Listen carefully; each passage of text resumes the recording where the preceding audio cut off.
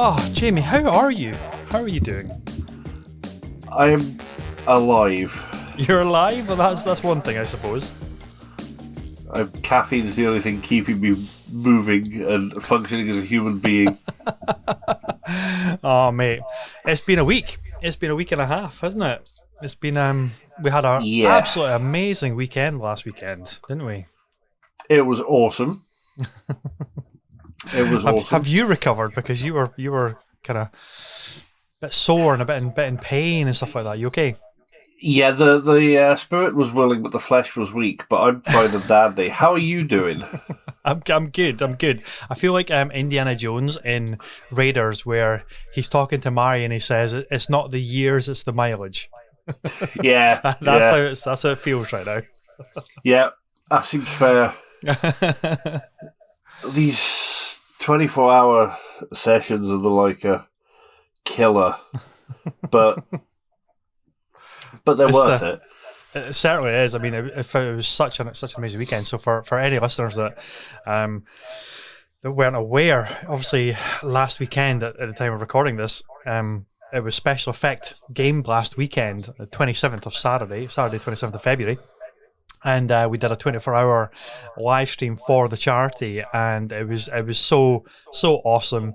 We had Marta from Sega join us to kick off the show and open everything up. It was just amazing to chat to her. And then we did a whole medley, Jamie and I, of different games. I think the highlight of that day was definitely like Ember. I think it was so much fun. Ember's great. What a great little game, man. It is. It's brilliant. It's completely insane. Like it's one of those games that you just. I think I said during the stream, it's fun when you're winning and doing well. It's also fun when you're failing miserably. Like retrieving when we had to retrieve what was essentially just bones because the guy just didn't get out, and it's fantastic, that game. I'm so impressed with it. I think it's amazing that you can actually just retrieve the charred skeleton as well. It's like some real macabre, like black comedy going on there. It's like here are the ashes. We've already pre-cremated your loved one for you. Yep. I love the fact that if you find someone sat on the toilet and you take them off of it to try and save them, if you put them down for a moment, they walk back to the toilet. Because I know personally, if I'm in a burning building and someone drags me out and I still need to pee, I'm just going to pee. I'm just going to pee myself, there's a fire. If anything, it will damp me down and reduce the risk. But no, they and there is. I need to try the grenade. There is a grenade in that game that throws a porta potty, and then anyone who needs to pee will go to it, and it will stop them being idiots and burning to death on their toilet. That's pretty clever, actually. I didn't realise that there was like porta potties and stuff. I know there's like the water bombs and everything like that, but the actual do you pick the porta potty up, or do you have to wait for them to finish? Like checking your watch and saying, "Come on, TikTok, Mother Hubbard, let's go." I've not tried it yet. I need to. I was building up some cash to upgrade it, and then I spotted clothes which looked cool, so I was like, "Oh no, I'm buying those," and because I'm a sucker for gear and skins. So, but yeah, I'm very impressed with Ember. It is a really, really good game. It is such a fun game, and of course the big takeaway from last weekend, Jamie, is that we raised over £1,000 for Special Effect. That's awesome. I've already put the request into my work to match it, and it's in the process of getting that approved as well, and it should be just a formality. So in total, all things kind of adding up, that's like over £2,000, £2,100 raised for Special Effects. So feeling pretty awesome about that. It's been a great year. Amazing work, and they deserve it. They deserve every penny. They're a hell of a charity. Absolutely, man. Absolutely. So the recovery of these things always seems to take me longer. I don't know about how you feel it, but I'm completely comatose practically as soon as I'm just on autopilot immediately after. I don't go to bed straight away. I kind of like try and stay awake for like at least another kind of hour or so, hour or 2 hours. Yeah. But you feel it. You're like, and I'm just not like engaging with anything. I'm just like completely zoned out. I'm going through the motions here, and then I just crashed for about a few hours, like 4 or 5 hours. Got some sleep, and you don't want to sleep too long, obviously, because then it'll completely knock out your body clock. Yeah. So then I think I got up at like 3 o'clock in the afternoon. Still just felt like, oh my God, what did I just do? Why did I do this every single year? Why do we do this? Because we always feel like crap. And I got, thankfully, it didn't knock out my my body clock or anything like that. I went to bed at my normal time, got up at my normal time. But even the next day, I felt it. And I was back at work the next day, and I'm thinking, oh God, the recovery time is now like 48 hours rather than like the next day. You're kind of good to go. And you're mental because you're doing it again this weekend.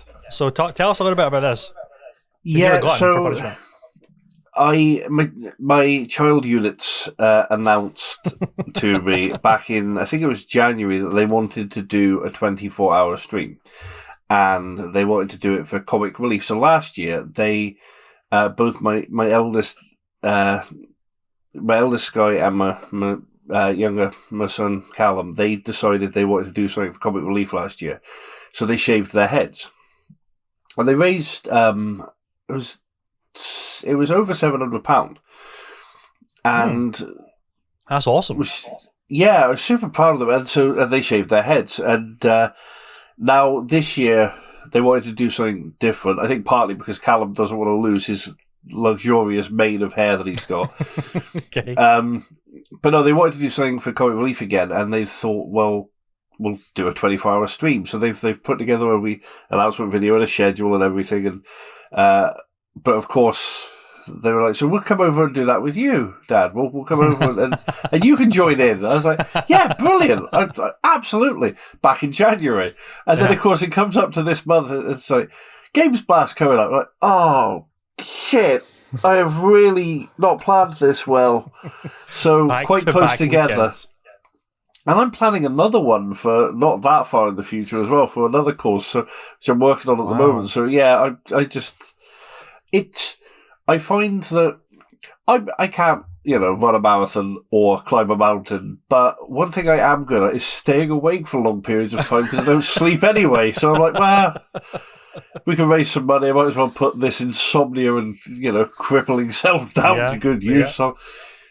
So what's on the list then for this coming weekend? What the kids want to play and wrangling you into?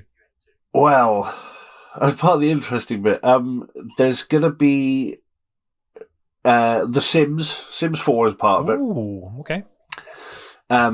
Eldest child unit is a big fan, and so they're going to be building a Sims community, or Sims. I think they're going to try for Generations, but we've chatted about it. I'm not entirely sure what their plans are for Sims, but Sims is opening up, I think. And then there's bits and pieces of indie stuff. I need to get a couple of games downloaded for them actually, but Minecraft will be in there. Phasmophobia. So Callum's a big spooky game fan, and he wants to play Phasmophobia in the wee small hours. So I might have to muzzle him because otherwise he'll wake up my neighbours. And the one that I'm not looking forward to is in the midst of all of this, and not because I have a reputation with this game, Hatterful Boyfriend, and we're doing another Hatterful Boyfriend playthrough. What's that? So Hatterful Boyfriend is it's a game where you try to seduce pigeons. Now that's not an accurate description, but it's a dating simulator set in a school, but it's a school for birds. Okay. And so this was back in lockdown, I did a charity stream, funnily enough, for, I think it was when we did the one for Macmillan, because we did a couple back through lockdown. And when we did the one for Macmillan Cancer Care, we did, as part of the thing, I did a run through of Hatterful Boyfriend. Okay. And inexplicably, I decided I would do voices for all of the characters, because there's no voice. There's little sporadic bits of voice dialogue, but most of it's written.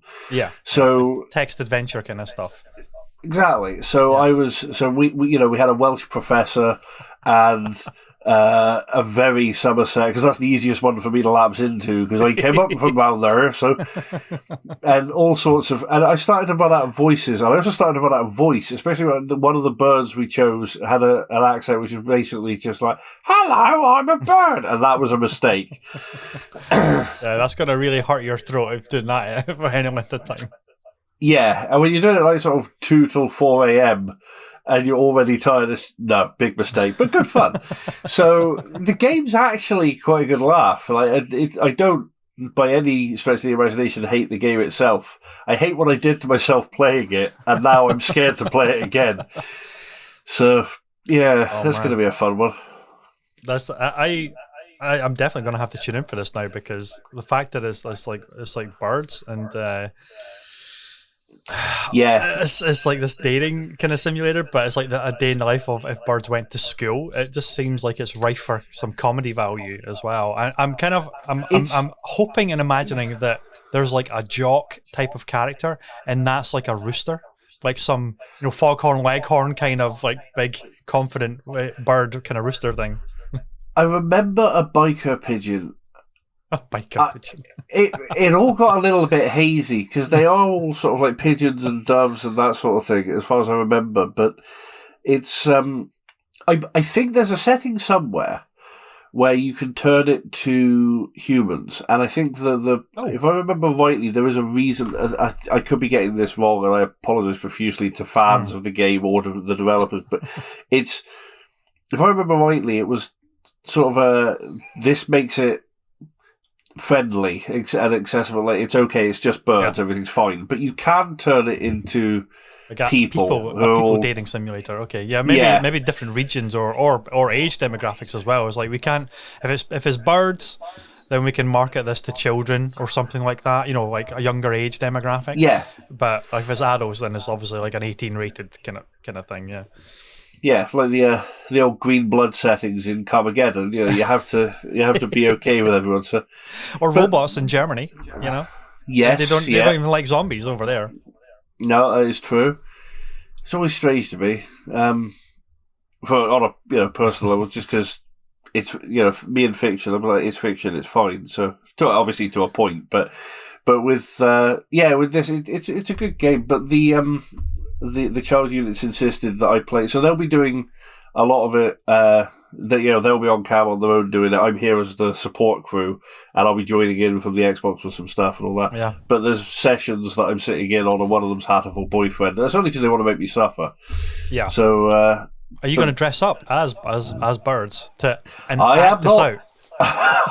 There is no way in hell. I'm not going to tar and if we hit a really high amount of money, I'll tar and feather myself for the occasion. Yeah, but apart from that, I'll pop on my monkey onesie. I have to throw it out there. What's your price then to be tarred and feathered for charity? Oh, good God. Okay, so the kids have set a target of £500. Yep. I don't know about tarred and feathered, but if they hit it before the Hatterful Boyfriend session, I will do the Hatterful Boyfriend session as a monkey. Or in my Christmas tree onesie. I'll pick one of them. I've got onesies. You got lots of onesies. That's brilliant, man. I have a couple. Don't even like onesies. I only have onesies because my family know that I hate onesies. So they're giving you just to spite, like socks for everybody else, or the Lynx shower gel gift that every man gets. Hey, I look forward to that. The more of that you get at Christmas, the less of anything you have to buy throughout the year. I hate wasting my money on things that my body needs as opposed to my body wants. Yeah. But what I don't understand is, why is it always Lynx Africa? Like there's no other scent that the Lynx company does. It's always the Africa gift set. It's because it's £3 in the various cheapy shops and supermarket shelves come Christmas. I think that's why. Yeah. I think people walk along just with an arm out, just scooping them into a trolley. Like, yeah, that'll do. There we go. That's all the extended family dealt with. They've got into a cycle now of it sells really well because of it's always on discount. Therefore, everybody buys that one. Therefore, when it comes to stock taking, it's like, oh my God, we need to buy more Lynx Africa because it's flying off the shelves. So it's just like a, chicken and eggs kind of situation. It's always just going to be Lynx Africa because that's the cycle that they've got into. It's a self-replicating virus at this point. There is no escaping it. I know. I like a good shower gel. I do. I like to test out occasionally, like different shampoos, but I always go back to like a couple of known brands. I like Dove at the moment. Dove's quite nice. Fair. But I like body wash wise, Lynx is always like a bit of a classic, isn't it? It is, and do you know what? It gets trashed. Like odd segue. It gets trashed on Twitter and that a lot. I've noticed. Come Christmas, everyone's complaining about it. It's like, oh great, I want to smell like 16-year-old desperation. That seems to be the running joke. And I've always sat there thinking, I wear Lynx. I quite like it. Some of it smells nice. Why is everyone coming for me? Like, just because I'm pushing 40, I can still smell like whatever the hell Africa's supposed to smell like, apparently. Yeah, definitely not what the Lynx smells, I'm sure. But it's there's nothing wrong with it. That's true. I guess a bad rep is like it's only for teenage boys, but it's really not. I think it is because, and I completely agree with this. When teenagers have a habit of, it's like, I'm going out for the night, so they have the shower, Africa body gel or shower gel even, and then they get and empty a can of deodorant onto themselves and their clothing. That's true. That's true. I know this because I remember doing it, because it's somewhere in the back of your head.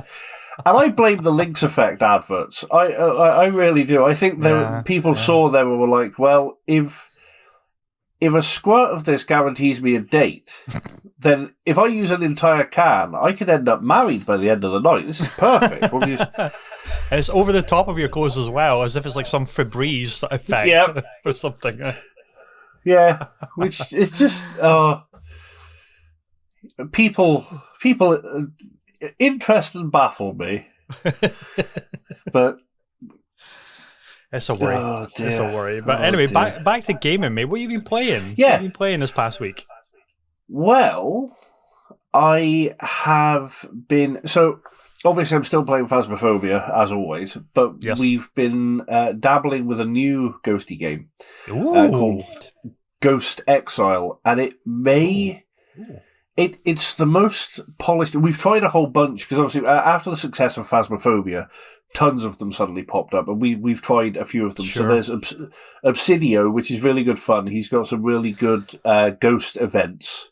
Okay. I made a noise like a helium-filled mouse being put through a mangle at one point, because as I stepped out of our safe room in the house, there was a portrait of a gaunt woman floating down the corridor towards me, and I noticed it. No, and it's just floating, and then it stops and it hovers in the air. I was like, guys, please, someone, for the love of God, tell me I'm not going mad. And then it just dropped out of the air, and I squeaked. So that one actually got me. And then, generally speaking, I might jump occasionally. Like, I'm not too bad with jump scares and stuff in games. I tend to find they're fairly well telegraphed, and most of the time you kind of see them coming. And this is, it's not a, and I'm so brave. It's just I've watched so much horror and play so many horror games over the years that you sort of build up a tolerance to stuff. Yeah. But these games catch me off guard, which I love, which is why I'm playing them. I want to be like, that's what I'm looking for.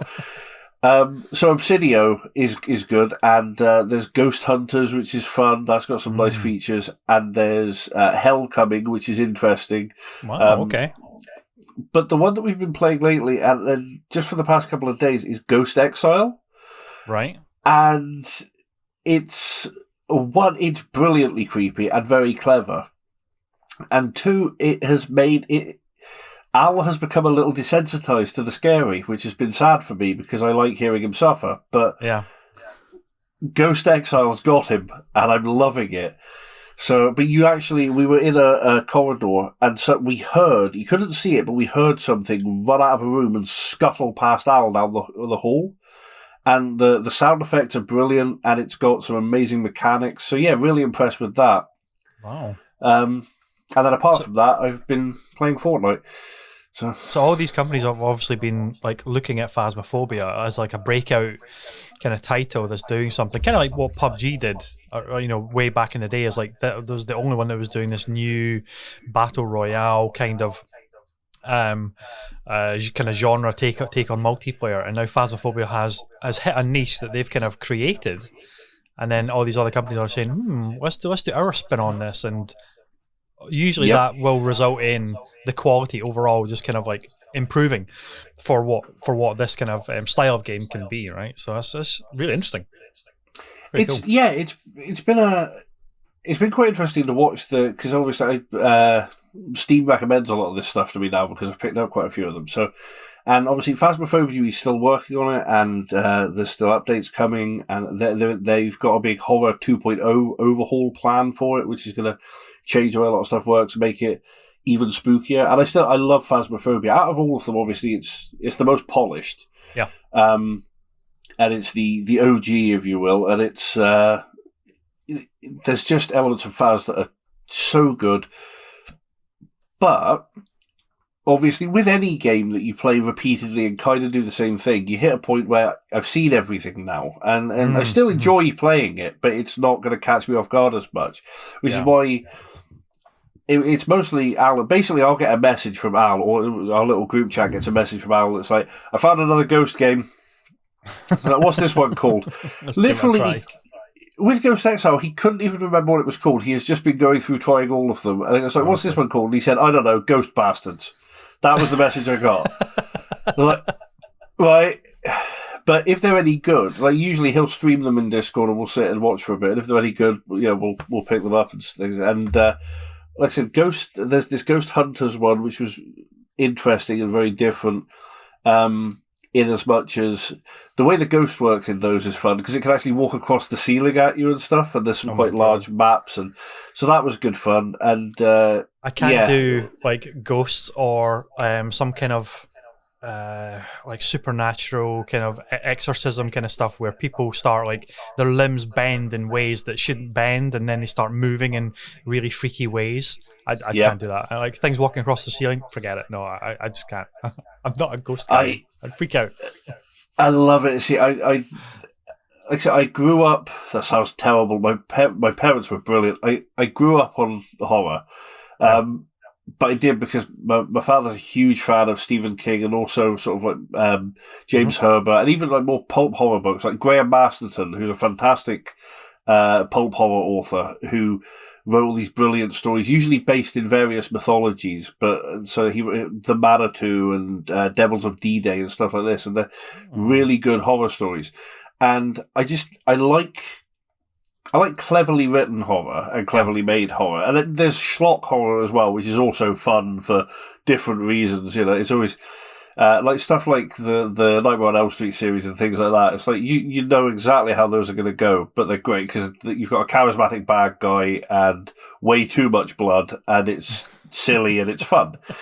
So, but with the supernatural stuff, it's definitely the stuff that's more likely to make me actually sit there and sit up and take notice. And I like particularly Japanese horror is fantastic because they have a tendency to do a lot with a little. They've usually got slightly less budget.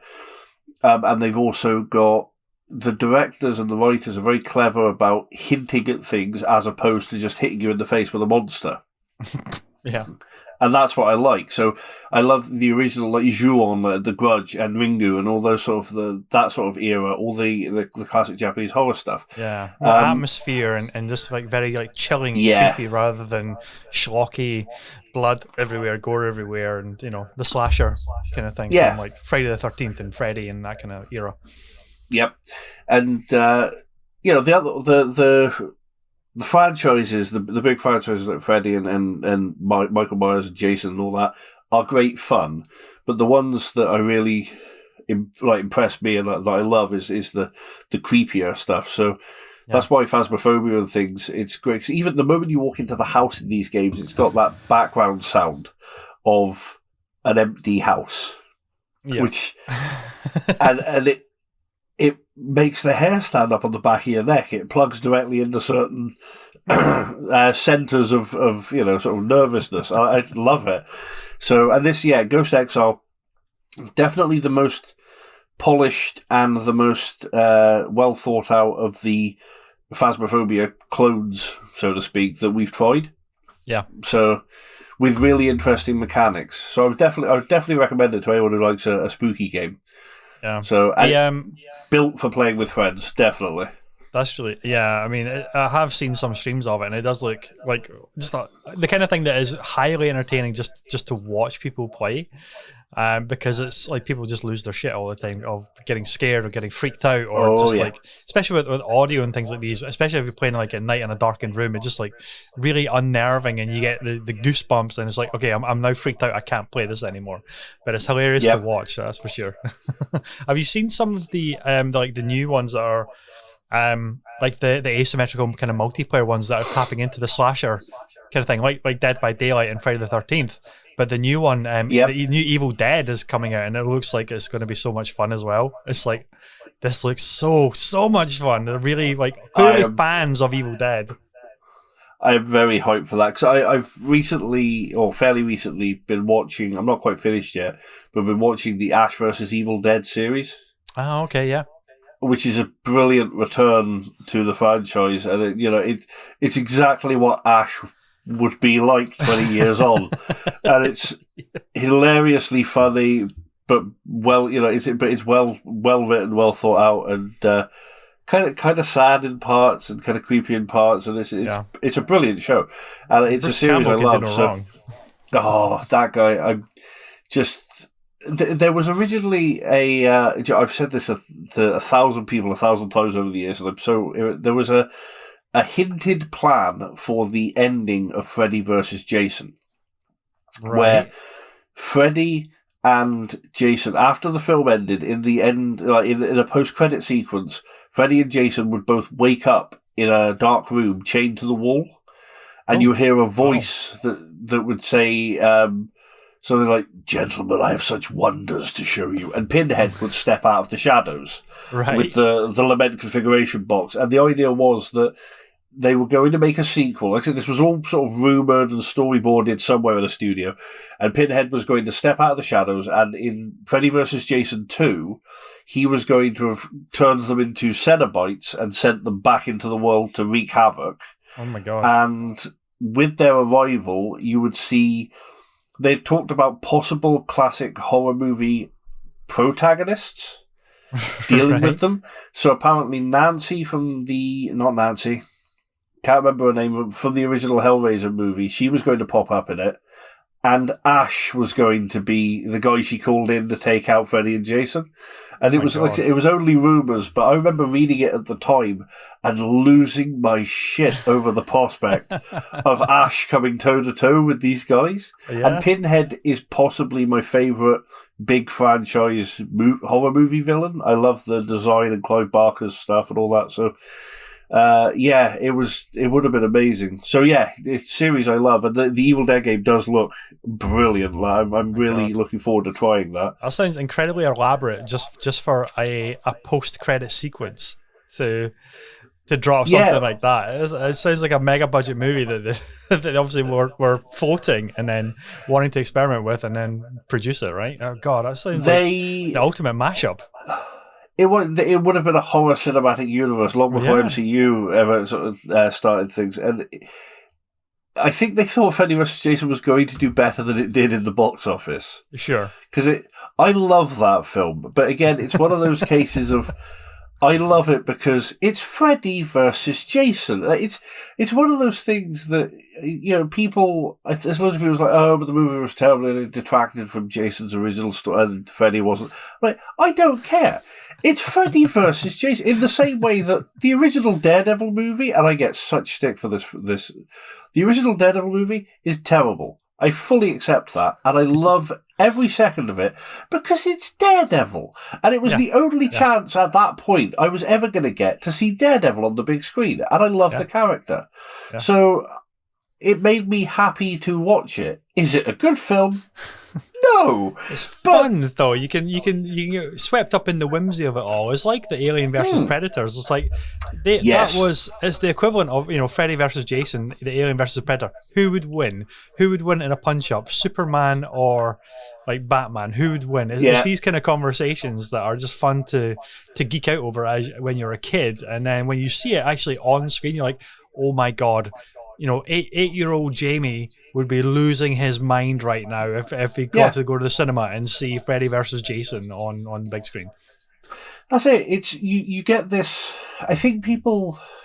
I love analysing film, and it's one of my true passions is picking a film apart to its component parts and then trying to reconstruct it into something better. With, sitting with friends and talking out the whys and wherefores and the origins and looking into the conspiracy theories and like, could that mean this? I do enjoy that, but when I actually sit down to watch a film, all I want is to be entertained. I'll worry about whether it's an Oscar winner somewhere down the line, but I just want to watch it and be sat there like, that's really cool. And if a film gives me that, then I'm happy. So there are plenty of quote unquote terrible movies that I really like because they are fun and they made me smile. Six Underground was a classic example. That was raked across hot coals by the critics. And one of the reasons they're like, but there's a scene in it where they drive through downtown and there's girders flying into the ground and it's utterly ridiculous. And that was their reason to dislike it. And my reason to like it was, there's this scene where they're driving along and there's girders slamming into the ground. It's ridiculous. Like, if that doesn't put a smile on your face, you're doing films wrong, surely. Like, you're sat there. I mean, you're going into movies and cinema only expecting the incredibly highbrow has to be something that not all cinema has to be. It can just be got a damn good fun and just a great bit of escapism and silly, complete utter nonsense. But you know what? It's just like awesome. It's just so much fun. It's like games, right? It's like not every game has to be a BAFTA winner, has to be a Game of the Award contender, has to be all of these like highly critically praised things. You know what? Some things can just be damn good fun, and it doesn't matter if it's got the best writing, the best animation, the best physics systems, the best whatever. It can just be unbelievably well executed and just like goddamn good fun. That's it. I mean, I think people, again, obviously, if you watch something and just genuinely don't enjoy it, that's fair play, of course. But I think some people set themselves up for a fall by demanding too much of things. And like you say, you can just have fun. Another one that I always get stick for is Aliens Colonial Marines. I love that game. I never played it. I just heard all of the stuff about it. Oh, it was brilliant. And the thing was, I followed the whole. So obviously, we were at we were all at Eurogame the year it was being shown. I believe. And got a little taste of it and thought, well, this is good. This looks really good. Yeah. And then got chatting to a couple of the guys who were involved in it, and they were like, it's coming along. We're still in early stage. This is an early release, and that's fair enough. And then when it finally came out, obviously it was bug-ridden by all accounts. Yeah. And people slated it, and yeah, fair enough. If a game's unplayable, then obviously that's going to take some heat. I played it maybe 6 months after release when it had been patched, but everyone had stopped playing it and had stopped talking about it. And it was a friend of ours who had started playing it, and he was like, you guys should try this. This is actually a really good laugh. So we grabbed it. It had co-op. So we're like, okay, I think it was 4-player co-op. So we put together a little squad and we rolled out and we're like, this is brilliant. And all I cared about was, we did. We had a couple of moments with some slightly buggy aliens and some slightly weird things. Jazz hands was a thing. You used to meet aliens that would just be like that, which was strange. But what game doesn't have some bugs, though? That's the thing. Exactly. There's rough edges and everything. And they can add to the charm. I mean, Skyrim's the classic example of that, obviously. Skyrim, there are bugs aplenty, and we love it because they're all entertaining. They're not game-breaking. Like the Wheel of Cheese bug, if you get enough of them in one place and they just start to explode and things like that. So I love all that. And Aliens kind of, all I cared about was, it's like, I'm stood here, I have a pulse rifle in my hands, and I'm on a bug hunt, and I'm happy. It was really good fun. Audio design as well, like it's lifted from the movies. That it's like that's why I'm really, really enjoying like Aliens Fireteam Elite. The new one this kind of came out. It's third person versus first person. I still think like for a game like this, first person is absolutely the way to go because it is the claustrophobia, it is the horror, the terror of being like a first person shooter style. But that team is obviously huge fans of the Aliens franchise because they've got the audio effects down. They care about the design of the aliens. They care about the environments and like tapping into that vibe of the Nostromo and LV-426 and those environments and Hadley's Hope and all those kind of like characters and set piece moments and the sentry guns and the smart guns that Vasquez has and all that kind of stuff. Oh, yeah. And, I mean, it is, if you look at it, it is a fairly basic video game, but it's a budget video game, right? It's like half the price of normal big games. But you know what? It's like 3-player co-op, and it's just a damn good time because you just get in there and you do a bug hunt. And it seems like they maybe had, like, after the critical mauling of Colonial Marines, they went and say, okay, we want to test out a new Aliens game, but we're not ready to throw down like $100-200 million on a new Aliens, like, squad-based kind of game. So you guys go off and see what you can do, sort of thing. And they nailed it. They very clearly used all of their budget. You can see that. You can see where they had to maybe kind of like rein it in a little bit and focus elsewhere, and like the gameplay aspect, the sound effects. Whereas maybe the music is a little bit kind of off from what you might expect from an Aliens game. But there's upgrades for your guns, and it's just a damn good fun game. And now that you've been talking about Aliens Colonial Marines, as you said, folks, Jamie said Aliens Colonial Marines is brilliant. That's the quote on the back of the box. So I'm going to have to go check it out, see if it's cheap enough, and just have a little bit of a fun sessions to see. Don't take it kind of like, don't set your expectations is what I'm trying to say, and just have some fun with it. So I might go hit the Xbox store later to see, is it still for sale? Is it mega cheap? I don't know. Let's go check it out. I did look a while, because I've got it physical, and I did look a while back at picking it up, and it's also on Steam quite often for next to nothing for anyone who's playing on PC. So, but yeah, I stand by it. It's a really fun game. You if you go into it asking of it one thing, like that you have a laugh, it is a great way to spend a few days of co-op with. And we went back to that because it's got multiplayer aspects as well. I'm sure there's a horde type mode in there, I think. It needs it. I mean, a game like that needs a horde-based mode, right? It's this designed kind of for it. Yeah, perfectly tailor-made for it. Yeah, but that's actually a really interesting kind of topic that you talked about, like the technical aspect of games launching, and then they're maybe not the best kind of thing, or they're a little bit buggy, and then they get mauled, but then like a couple months later, they're like really, really in a really good position. I mean, obviously Skyrim, it's kind of legendary for its launch bugs, and all Bethesda games really are. Yeah, and that made me think about obviously the big game I've been totally obsessed with is this week is Elden Ring, and and that's going through its own bit of a kind of slightly like PR mess, I guess, with performance, especially on the PC. But I've been playing it pretty much non-stop because it's phenomenal. I've been playing it on the PS5, and whilst there are some technical issues for sure, the only thing that I'm noticing, in fact, I'm not even noticing it anymore, is like what people were talking about is frame rate drops. But they're not like into the teens, or like it doesn't crater down to like 15 frames a second. Like games would almost like become a slideshow at high stress point moments. Yeah, it's maybe dropping like 5 frames or something like that. And I think the lowest that channels that specialize in the technical analysis, like Digital Foundry, like some others, they did, like, obviously you can see it on the frame rate graph, right, where it drops to like 45 or 50, which can sound quite severe. But honestly, I'm just over 23 hours into the game now, and I'm just not susceptible to noticing or picking up frame rate drops. This game is it feels anyway so smooth and plays incredibly well, and it looks gorgeous. I'm like, what is everybody talking about? Is this just like a bandwagon they just want to jump on to say, I can't believe this game is getting 97 on Metacritic and it's launched in such a terrible state?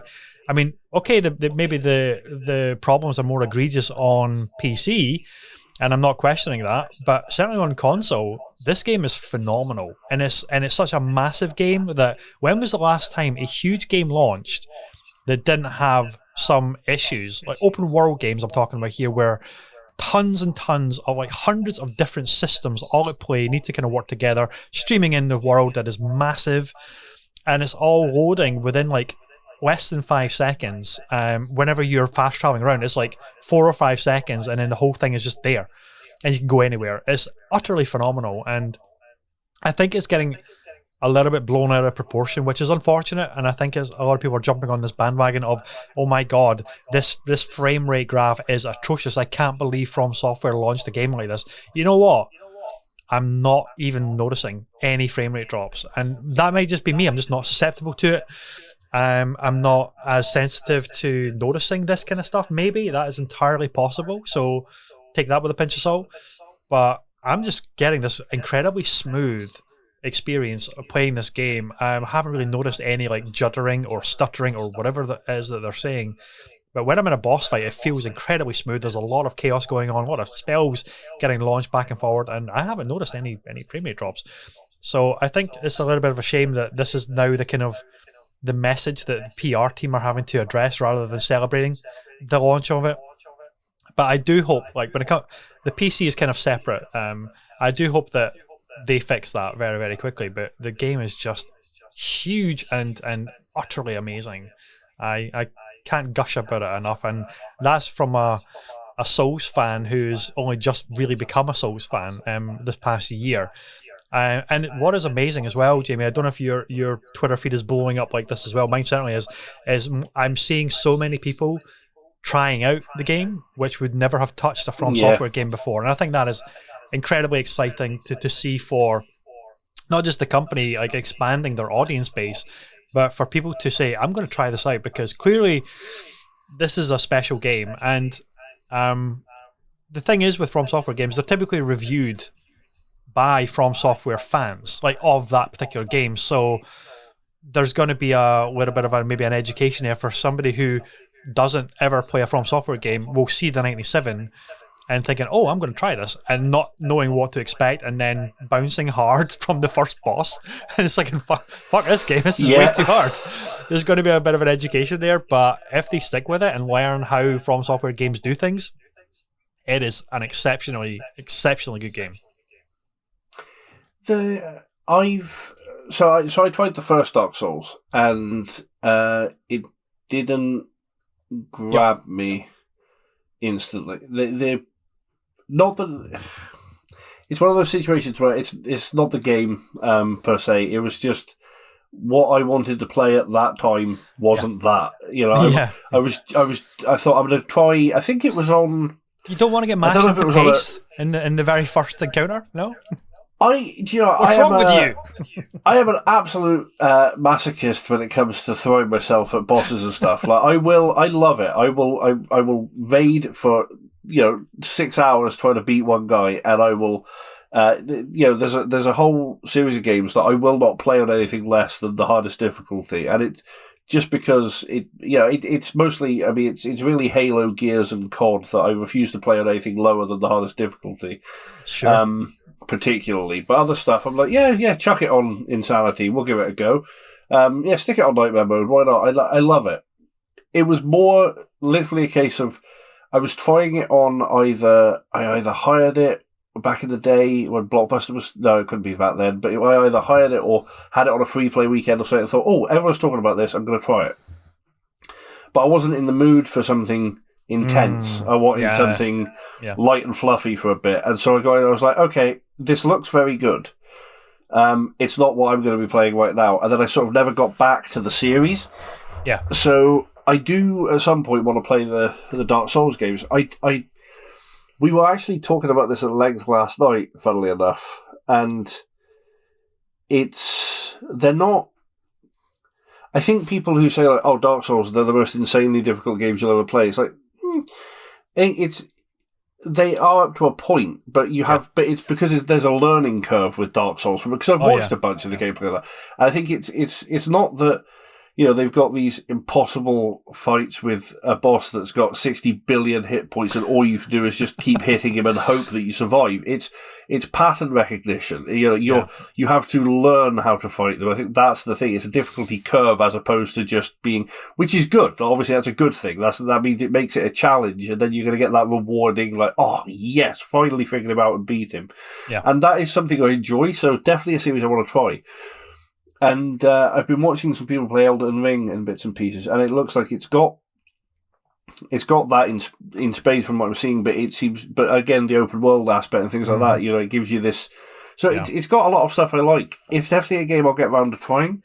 I have seen a few people having some complaints about some accessibility issues, which is something that I really hope that obviously they get sorted, because that's, as we were saying, during the stream, accessibility, good thing. Yeah. So I hope that gets sorted. But for the most part, I'm seeing people enjoy it. There's a small subset amongst that community who's a little bit like, as with any community, there's some Muppets in the talk, which is a shame. There's a lot for the Dark Souls kind of fan base. There's a lot of toxicity about it doesn't need an easy mode. Just get good scrubs, and that's the thing as well. It's like there's a lot of conversations around accessibility whenever a From Software game comes out, or whenever a game comes out that is deemed like hard. Like Returnal was the same when that came out, and what I would say to that is is the use of the term accessibility. There's accessibility and then there's approachability. Yeah. And I would say Elden Ring is the most approachable game that FromSoft have ever done. Having said that, the accessibility features or accessibility integration on a foundation level into the game is shockingly bad. And what I mean is, even on a basic level, right? Like being able to remap buttons, being able to change the subtitle font size in the menus. Like, is there a colorblind mode? No, there's none of that. Like that kind of stuff could be. I don't even know if it can be patched, and it probably can. It maybe has to get done like when the game is in its infancy or something like that, or when it's getting built at a foundational level. And that's not about making the game easier. That's just making it accessible for people who can't normally play these games or even read the fucking descriptions of their stats or something like that. That should be a no-brainer. Yeah, and that's got nothing to do with the difficulty levels of the challenge of the game, because able-bodied and disable-bodied people still want like a really hard challenge of a game. It's not about making it easy or like a difficulty level setting or like easy or hard mode or anything like that. But for those fortunate enough to have absolutely no, what's the word? Barriers to how they play a game, right? Like you and myself, we can pick up a controller, we can see the menus easily, pretty much. Although I need stronger prescription glasses these days. I do find myself ramping up the font size in some games. Like there's for those people, I think this is absolutely the most approachable game, because as you've said, it's not a hard stop whenever you find a boss and then you're just hitting yourself against a brick wall to try and overcome that first boss, like in previous Dark Souls games. It's an open world, and that is so amazing that FromSoft have been able to develop an open world but still feel like a Dark Souls game, but a massively evolved Dark Souls game that you can go, okay, well, fuck this boss. I'm a way off to go over here and see what's over here, and then maybe I'll find a cave, and then there might be some heavy enemies, but they're not like a boss where I literally cannot do anything else other than get past this boss to progress the linear journey, which the previous Souls games were really like. And that makes it so approachable for pretty much anybody who's a fan of fantasy RPG based games, open world games that do like challenging games as well. But you can become significantly OP quite early into the game. I mean, I was just messing around in like the first area, which was called Limgrave, I think it is. Just exploring, pretty much just exploring, walking around the world, riding around the world, leveling up my weapons when I got the opportunity to, and not really going near where the first boss in his big castle actually is located. And I was like level 35 or something by the time I got to the actual first boss. And I had like a spirit summons, which means you can spawn in these like wolves that will aggro the boss kind of like for you, and then distract the boss. They won't kill the boss for you, but they'll draw its attention to then give you some breathing room to then basically tank tank it. And because I had leveled up the spirit of my wolves, I had leveled up my weapon to like +5 at this point. I'm a pretty reasonably high level, like you would imagine, way higher level for the first boss. And I basically kind of like minced the first boss, almost like first attempt. The first time I died, and in fairness to me, because he kicked me off a walkway, and I fell to my death. So that wasn't that really wasn't my fault. I just got knocked back. So that was why I didn't do it first time. But the second time I thought, okay, you fucker, I'm going to stay away from that ledge that you can knock me off of, and I'm going to just throw down. And then, but again, it wasn't a case of, oh, I have to do this 50 times to get a window to be able to chip away at his health. I was knocking lumps out of him. Again, pattern recognition for sure, but I could block like a lot of attacks as well because my knight was pretty beefy at that point. And I had the spirit summons. So what's impressive about this game is that they've implemented so many like new systems to alleviate that soul-crushing feeling of, I can't get past this boss, I don't know what to do. I have to just like quit, like eject the game, throw it in the bin and move on to something else because there's no way to move forward or develop my character or anything like that. Whereas in this, you can just go somewhere else. The map is absolutely massive and you can go and do other things and then come back when you are suitably leveled up. And I think that is incredible. For a lot of new gamers that may be coming in for the very first time, wanting to play this game, which is like up at 97 on Metacritic, regarded as one of the best games ever made. And now that I'm 20 plus hours deep into it, I'm thinking, yeah, this is easily one of probably my favorite games of all time now because of how it's doing things. And I want to do maybe like a separate show, and we'll get some other guests on who have been playing it quite extensively as well to really talk about a deep dive discussion on Elden Ring, because that'd be awesome. But going back to the kind of accessibility, approachability argument discussion, it's such a shame that so many people won't be able to even pick up this game and try it out because of basic things that they just can't implement or haven't implemented, like button remapping, or is there a hard of hearing mode? So all the audio can be, maybe the enemy sound effects are isolated from the ambient noise. You know, this kind of stuff. That's accessibility. Yeah. Color blindness. One thing that I loved about The Last of Us 2 was their accessibility options. Like, if you were colorblind, the whole game would go like grayscale, and then the enemies would be highlighted in red. Or like points of interest or like loot would be like a different, like maybe green or something like that. I can't remember the specific colors, but they actually had a filter to change the visual look of the game. So anybody that is hard of seeing or their sight or colorblind can actually say that ginormous red blob over there is an enemy. And they're creating that contrast between the background environments and the enemies so they can actually play the game. Now, I'm sure lots of people would argue, but that goes against the artistic direction, the creative direction, the integrity of the look of the game. But it's just a filter. It's a well-implemented filter and probably very difficult to implement, but it's a filter for people who need it.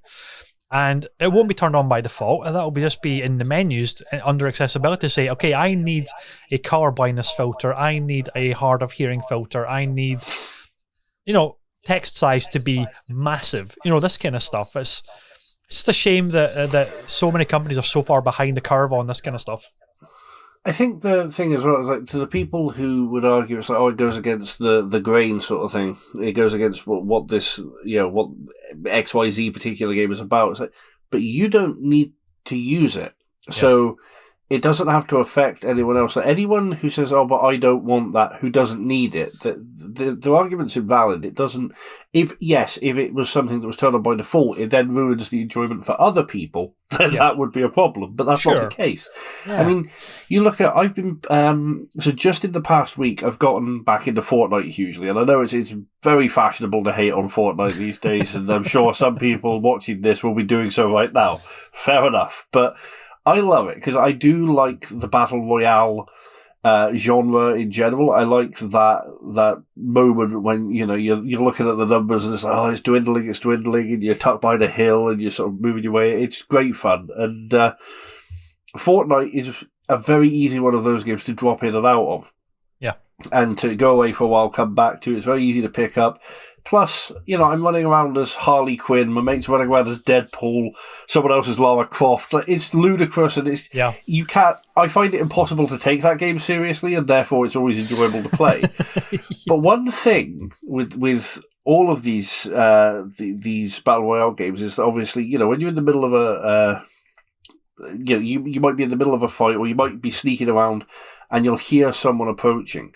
Now, I have tinnitus, and it's quite severe, and it's completely knackered my directional hearing. So if I hear something, I struggle to tell which direction it's coming from. Yeah, and of course, these games have great audio setup, so they've got really good directional sound, so it does travel from ear to ear in my very nice headset, and this is great.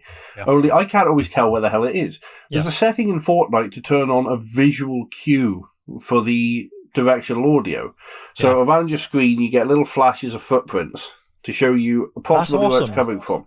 That's really, really nice, actually. That's a cool feature. Yeah, it's brilliant. It has made the game much more playable for me. It's eliminated something that was starting to get on my nerves and sort of take away some of the enjoyment. And we've had so many wins in the past week, so I am not complaining at all. It's been glorious. And a lot of the, a lot of the guys use it now. And they said because it does make it more easy to, because you might, even if you've got, it's not just a physical limitation. You might have a financial limitation. You might have a crap headset because it's the only one you can pick up. Not crap, but not a bells and whistles. You might, there's all sorts of, or you might live in a loud area. Yeah, or this basic, a really good stereo headset won't give you the mix of a surround sound system or something like that. No, exactly. So just having that where they can actually, if it's all coming through a stereo feed, you're not going to hear the left from right necessarily, or behind you or above you or whatever. So just those cues are massive. And think about it for somebody who doesn't have any hearing but loves video games. Yeah. Then they'll get little kind of visual cues to be able to see where the gunfire is coming from or something like that. Yep. It's thing as well. It's like it's not even that far removed from just general feedback that we've always had in video games of when you're getting shot, you've always got a damage visual indicator to say where it's coming from. How is that any different from audio cues doing the same thing? And that is pretty amazing that Fortnite have implemented something like that, because it's just an extra layer of feedback that certain players are going to want to use, going to need to use. Again, you don't have to use them. It's not on by default. You're not forced into this kind of stuff. But it allows a player base to be able to enjoy the game like we all take for granted. Yeah, and the thing is, you still see and it's a handful. Don't worry, I'm not gonna tear down the entire community, but you still see a handful of comments online. It's like, oh well, if you want to play it on easy mode, it's like it's called leveling the playing field. Yeah. And at the end of the day, if one of these guys comes to me, it's like, if you want to play it on easy mode, and then they build a 6-story tower to try and escape me at the end of the game because they're too terrified to shoot, and then I gun them down and I win. Do you know, it's not easy mode. And if it's apparently so easy, why aren't you doing it and beating me? So exactly. Get it right up here. But it's frustrating to see people taking that tack. But what is nice is that it is the minority, and what I see much more of is so many people who praise accessibility, call out for more of it.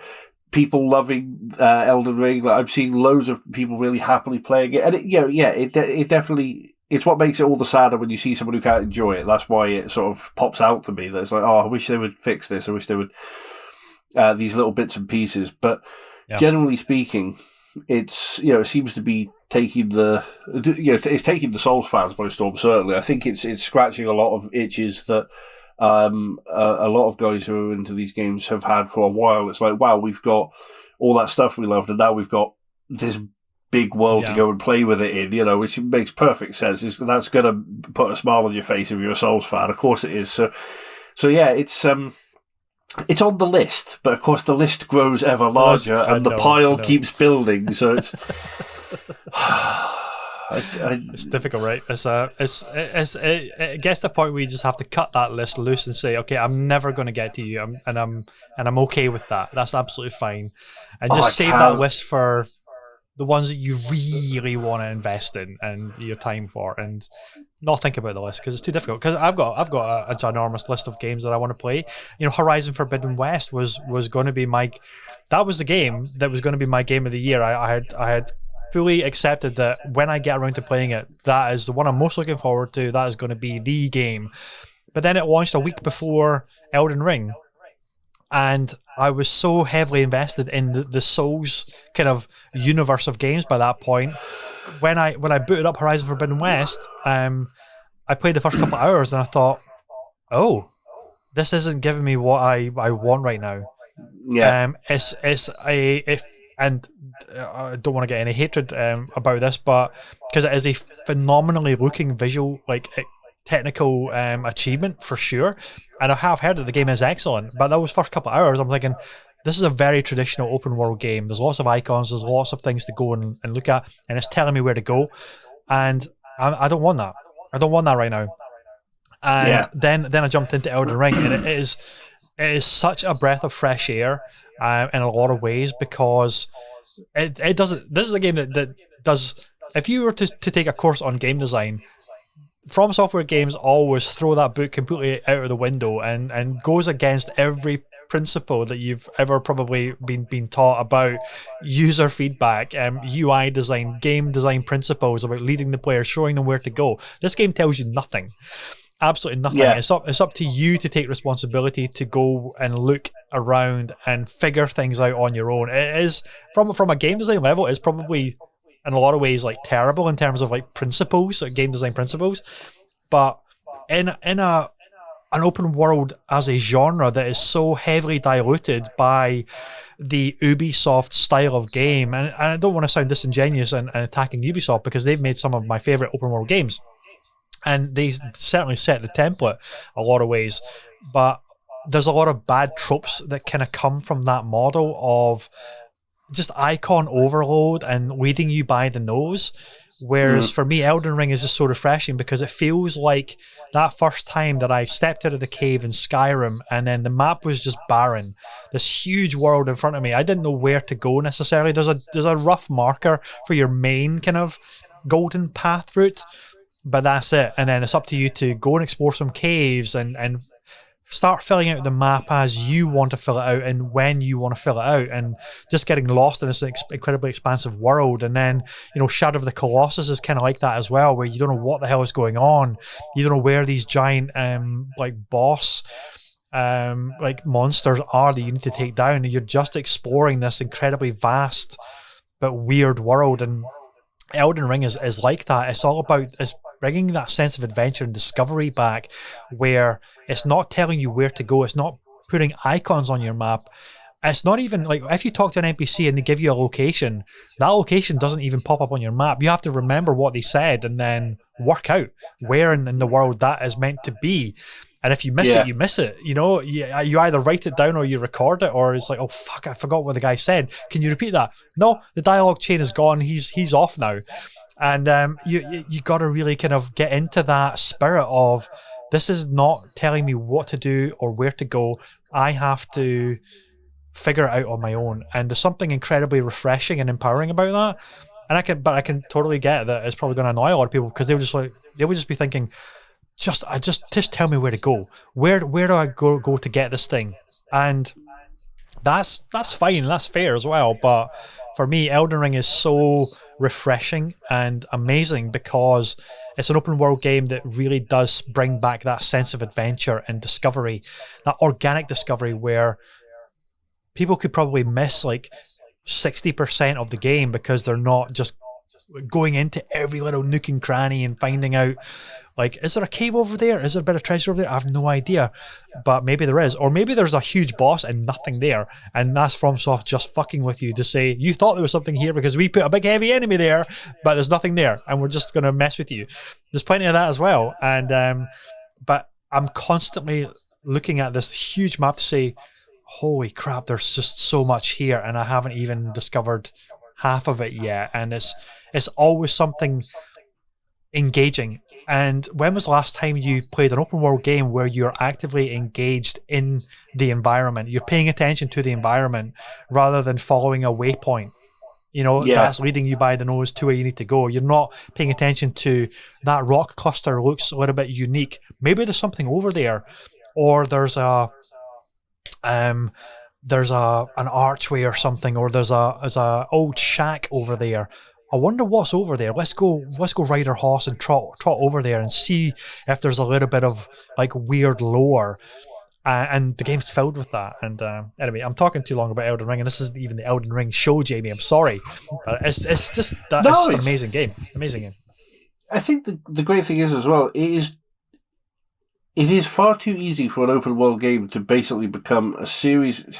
It's too easy for an open world game to become a linear game with interactive loading screens. Like you do, like, you know, you go from here to here to do the thing. And in between, yeah, sure, you're in control and you're running about, but there's nothing there. There's just an expanse until you get to the next bit. Like, that's an easy trap they can fall into. And I can't think of a particular example necessarily, but I've had that feeling before in games, even in games where I've then subsequently, you know, fallen in love with it or found a thing that I liked or whatever. But, I mean, I remember playing Red Dead 2, which I still haven't completed. But Red Dead 2, tearing across the landscape. And I found a meeting of some unpleasant gentlemen in white robes, shall we say, in the middle of and when I happened upon them, the thing there fell down and they all caught fire. But that was a different experience than the other guys that I was talking to had. And, you know, I would find that, you know, I was walking along and I just heard a scream, and I went wandering into the forest and found a guy who had his leg caught in a bear trap. And things like that. So that was something that was sort of slightly new to me at that point. It was like, wow, they've actually thrown out just random stuff that doesn't really do anything. And it made it feel more alive, as opposed to just areas of space to travel and to get to the next thing you have to do. Easily miss this stuff as well, but if you chance upon it, you're thinking, I found something that is really like unique. I'm the only one out of my friends that's found this. As I'm getting an experience of this world because I'm actively engaged in this world. Just random stuff is happening, emergent stuff is happening that is not leading you to there via an icon on there. It's you know, the game is like wanting to show you that, but it's up to you to find it. That's the difference, and that's what games like Elden Ring and Red Dead 2 and God, even Breath of the Wild to a degree as well, and Skyrim. I keep going back to Skyrim as my kind of touch point because that's such an influential game for me. Of how it just kind of lets things happen, but you can easily miss stuff, and if you chance upon it, it's so much more rewarding to just find it on your own rather than being led there via a waypoint marker to say, okay, you've got 200 icons, you have to go and clear the icons from your map, and that's your kind of we talk about the gamification of open world games, and with all these systems that are leading the player to do something very specific, whereas it's the same thing but without the leading you by the nose via an icon thing. It's like all that stuff is probably still there, but because you haven't found it yet, you don't feel like the game is like leading you down a certain path. You feel like you're the explorer, you're the adventurer, discovering this stuff on your own, and I love that kind of design philosophy. Yeah, and it takes me back to D&D as well. Like the world gets shaped, you know, obviously with Dungeons and Dragons, the world's shaped as you play, and your DM's got an idea of his world and all of that, but half the time you throw him a curveball and then you end up in somewhere completely different and he's winging it, and I love that about it, and I love the fact that little things like if you don't take the right notes when you're playing D&D, your DM doesn't have to tell you shit later on. He might give you a chance to roll to see if you remember it, but you roll low and you don't remember where that thing was. And there's part of you as a player sat there going, I know there was a guy with a magic sword. I've got no idea where he was. And if you don't remember it and your character doesn't remember it, then you're screwed because you never find them again. And I love that because it feels more organic. It definitely feels more, I hate to use the word realistic when we're talking about stuff like Dungeons and Dragons and Elden Ring, but it's realistic for the given value of realism that is within these worlds. It's like, you would be wandering around looking for stuff and you could forget where stuff was and you could lose your way and things like that. So yeah, it just makes it all that much more fun. But again, there are some people that's not going to be enjoyable for, but there is part of me that sort of thinks there comes a point when, like, accessibility always important, approachability definitely important. The more people who get their eyes on your game, the better. And you want people to enjoy what you make. Any art form, you want people to consume it and enjoy it. Yep. But there does come a point where I do think that the creators have a right to say, look, this is where it stops. We've made it. We've made it this way because this is how it's supposed to be enjoyed. And if that's not something you enjoy, then we're terribly sorry that our work isn't for you. But there are games for you, and like I said, that's definitely not including things like accessibility, and that is something that everything needs to have. And I encourage more open. I encourage more games being more open to more people. Like the fact that, like you said, that Elden Ring has more approachability is a fantastic thing, because it's going to let other people who are not quite ready to tackle Dark Souls, or may never be ready to tackle Dark Souls, but they might have a go at this one and have a really fun time with it, so that's good. Yeah. But then, I do think there is a point when creators need to be able to say, this is the game, and the game is the game. If it's not the game that you want to play another game, but we love you. And that should be where it ends. People shouldn't be calling out for games to be completely recreated to suit them. Yeah. Just because they want to. And I think it comes a little bit down to FOMO. It's that fear of missing out. It's like everyone's playing Elden Ring. I want to be able to play Elden Ring, but I hate games like Elden Ring. So make Elden Ring different for me. Like, that's not how it should work. Like, I know. It isn't. You're 100% right. It's being okay with not playing everything. And you shouldn't play everything. You're not gonna appreciate if you're playing everything, because games are coming out far too frequently at a rate of knots. I mean, There's a game that came out just this past week, which I had been eyeing up, and I actually made a little video about how much I was looking forward to, and it was Shadow Warrior 3. Oh, and yeah. I think it was supposed to come out last year, but it got delayed into this year. And I remember seeing it, like the initial video trailers for it. I thought, this looks amazing. This looks like the hybrid crossover of Big Trouble in Little China meets Doom Eternal that I had been dreaming of. And it's that comedy of the character Wang. It's like crass humor, but it just looks like so much fun. And it looks phenomenal. And that just kind of dropped last week, and I totally wasn't even aware it was coming out. And I'd been looking forward to that since last year, but I'm so deep into Elden Ring. As much as I want to jump into Shadow Warrior 3, I can't. I mean, I could, but I wouldn't be able to give it any time. And I'll pick it up eventually. But the thing is, it's like, that's okay. You don't have to be at the forefront of playing absolutely everything or have an opinion on every single game. Just pick what you have the capacity to play and enjoy the crap out of it. And plenty of people that are still loving Horizon Forbidden West. I would love to have that kind of conversation to talk about that, but I'm in the Elden Ring world right now, and I don't know when I'm going to get to Horizon Forbidden West, and that's okay. There's still plenty of games like that came out 5 years ago I'm still playing, because I want to play them. I want to either re-experience them on the new systems, or just maybe play them for the very first time. People, we kind of need to get over this idea of I have to be playing everything, all the new releases at all the time, and also what you were saying there is not every game is for everyone, and that's okay as well. There are plenty of games, like Pokemon games are whipping up a storm online about the new ones that have just came out, and it's I could care less about Pokemon. Pokemon games are not for me. I never play them. I've never been into Pokemon, and it's the same with lots of strategy games as well. It's they look and sound really cool, but I've never played. I would never pick up a strategy game and say, having no experience or love for strategy games, and then demanding the developers make a game that appeals to me. A strategy game that appeals to me by radically changing the systems, and then it's no longer like a strategy game. But I want to play your game, but I hate strategy games. But I want this strategy game to do this kind of thing, so it appeals to me. And I was you just got to let that kind of stuff go and accept that not every game is for everyone, and that's okay.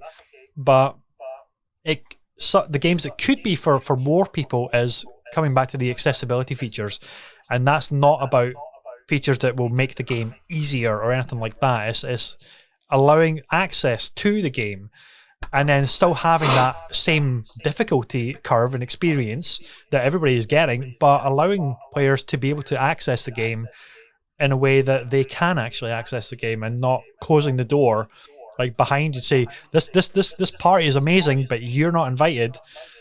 Bye, and then shutting the door on all these people when they could come in as well. And be party to the party. It is. I mean, I've over the years, I've likened it on occasion to driving. I started to learn to drive when I was 17, like most of my friends did, and obviously, anyone who knows me knows I have issues with my leg and my feet, and a friend of mine was giving me a couple of lessons, and I put my foot down, and I couldn't get my foot back up again, and we nearly went through the wall of a warehouse, and we had to handbrake turn it to stop it. So I was like, "Oh my goodness, driving not for me. Driving dangerous." And that was fine. I was okay with that. And then over the years, I've started to think to myself, well, at this point, I'm considering about learning to drive, to give myself a bit more freedom, which I could do because there are accessible cars. There are hand controls. There are cars modified for disability. That is a thing that exists. So it has been made available to me. But I'm not going to, I've never driven before. I'm not going to ask them to clear the roads for me for fear that I might not quite come to terms with it. I'm just going to, if I choose to do it, I'll learn and then I'll fit into the system. And if cars aren't for me, they're not for me. And it is, and especially as well, and people, again, it's something that people need to remember.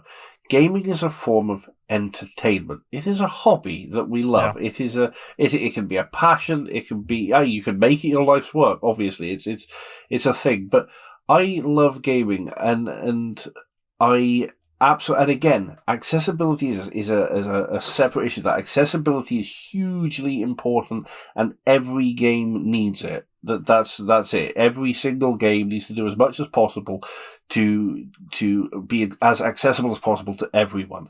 But like you said, it's a perfect term, and people need to desperately learn to separate the two. Approachability is another thing, and no one questions. Damien Hirst, I don't understand animals in formaldehyde as art. I don't get it. It makes no sense to me. That's so, but to other people, that is the most beautiful thing they've ever seen. Good for them. I'm glad they're having a good time. I don't get it. So it is entertainment. If you cannot find a way to love it, if it doesn't tickle your fancy, then just don't play it and move on. And if it doesn't tickle your fancy because it's doing something wrong that you feel the developer should be held accountable for, by all means, speak your mind. But generally speaking, like I said, the game is the game, and play the game or don't play the game. It's not that hard. Like, it's really not. When it comes down purely to people who, because it doesn't do what they want it to do, and what they want it to do is something very specific because they don't really like what it does do, I think people should sort of relax a little over that. It's not worth being unhappy because you really don't like that game. I know. The more you think about it, but that's.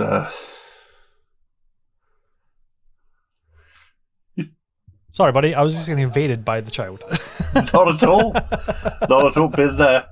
Yeah, I know.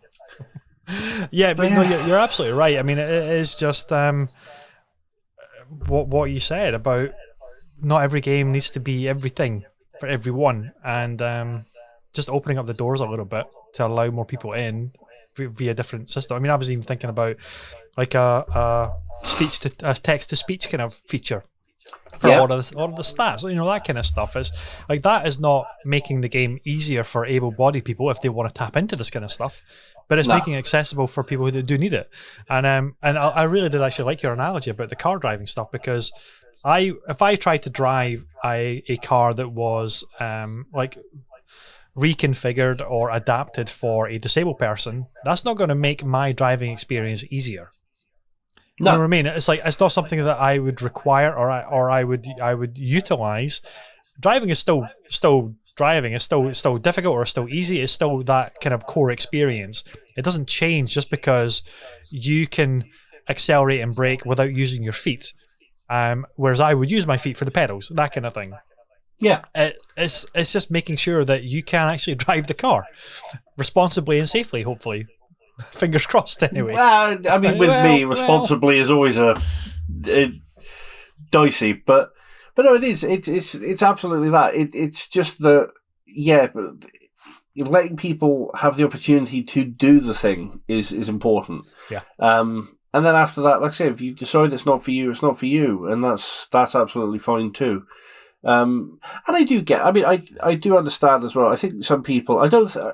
Not everyone is railing against this. I think some people, it's just, it frustrates people because they want so desperately to enjoy a thing because they see so many people enjoying it, which I can understand. I mean, every time a new Forza game comes out, I have to say, I get a little bit of it because I'm like, oh, everyone's talking about how great it is, and it does. It looks beautiful. I've always rated the Forza games on how they look and how they play in the brief stints I play them. But me and racing games, it always goes the same. I pick it up, I drive for about an hour and think, this is amazing. Then after a while, I'm like, I am just bored. I'm just going around in circles doing nothing.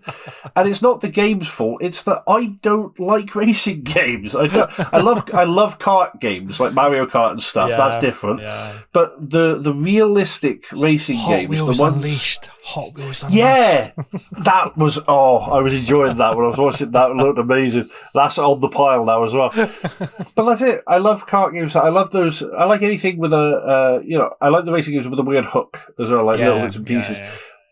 But general like realism racing games, they are not for me at all. And I always, every bloody time, I pick them up and try them. Every time.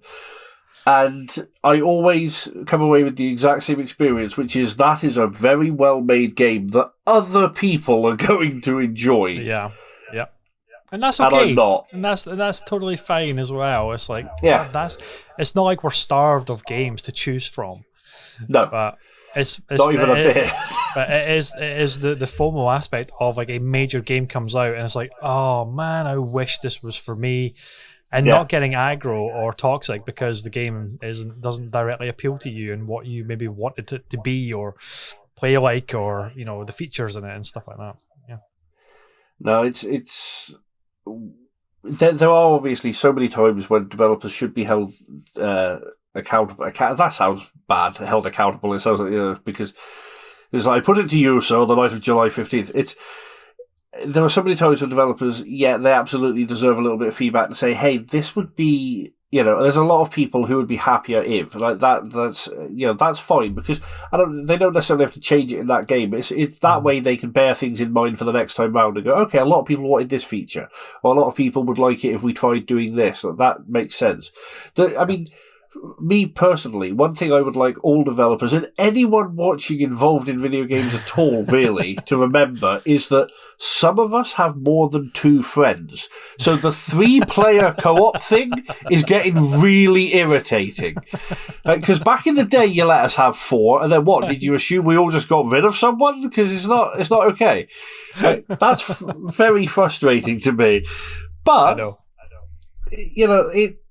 It is the FOMO aside, like give developers feedback nicely and don't give people hate because that's never cool.